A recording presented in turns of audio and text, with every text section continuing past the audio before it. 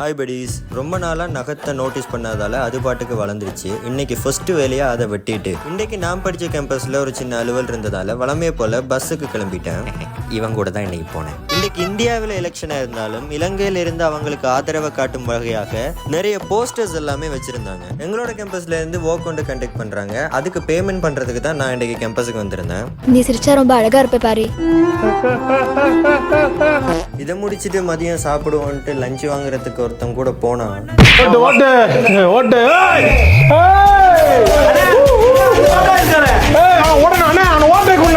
எப்படியோ வந்து ஃப்ரெண்ட்ஸ் எல்லாருக்கும் சேர்த்து சாப்பாடு கட்டிட்டு திருப்பியும் கேம்பஸுக்கே வந்துட்டேன். இருந்த பசிக்கு அழகழகா வச்சு போட்டோஸோ வீடியோஸோ எடுக்கிறதுக்கு டைம் இல்லை. ஆளாளுக்கு பிரித்து சாப்பிட்றதுக்கு ஸ்டார்ட் பண்ணிட்டானுங்க. பார்க்குற பார்வையை பாரு, எவனாச்சும் பிடுங்கி தின்றுவானு வந்து ஒரே குஷியோ.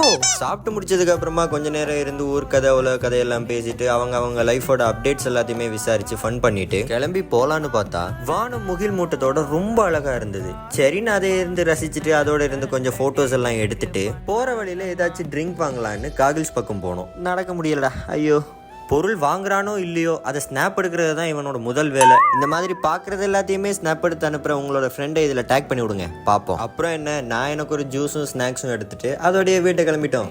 வரட்ட